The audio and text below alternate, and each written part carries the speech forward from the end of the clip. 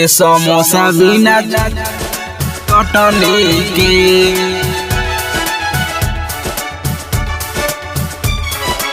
ए समोसा बिना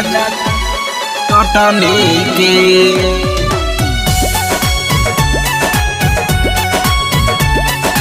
ए समोसा बिना चटनी के पवन सिंह के जिंदगी भइल जइसे समोसा बिना चटनी के हाँ हाँ पवन सिंह के जिंदगी भइल जइसे समोसा बिना चटनी के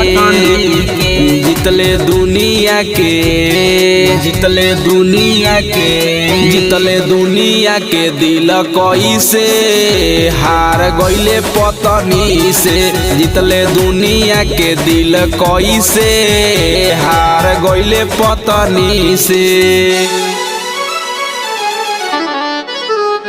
ए समोसा बिना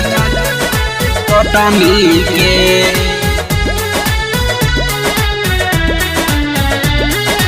ए समोसा बिना चटनी के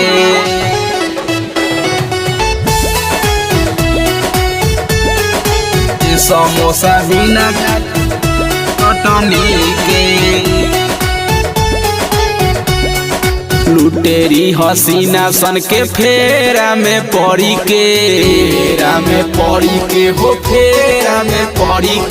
काट तारे चक्कर रोज कोट कचहरी के लुटेरी हसीना सन के फेरा में पड़ी के काट तारे चक्कर रोज कोट कचहरी के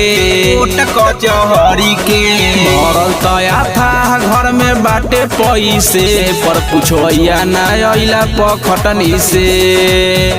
हाँ हाँ भरल तया था घर में बाटे पैसे पर पुछोया ना अइला पखटनी से जितले दुनिया के दिल कइसे हार गइले पत्नी से जितले दुनिया के दिल कइसे हार गइले पत्नी से ए समोसा बिना चटनी के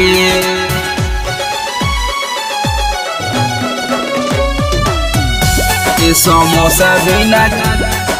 चटनी के जय प्रेमी दौलत के दम पर ना कुछो भेटेला कुछो नहीं भेटेला प्यार नफरत के आगे पैसो घुटना टेकेला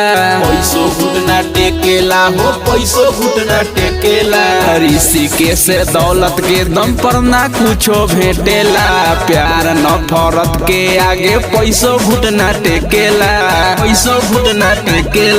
खुशी ना मिले तो कौना बात के रही से होई ना बद कही छटनी से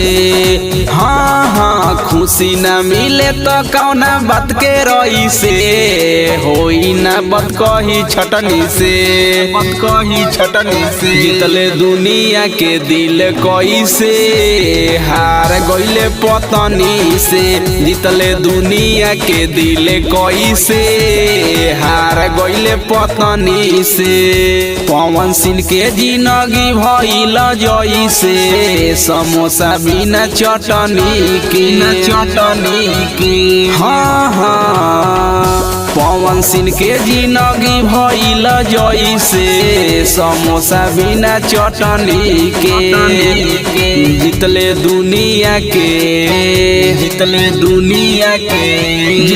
दुनिया के दिल कइसे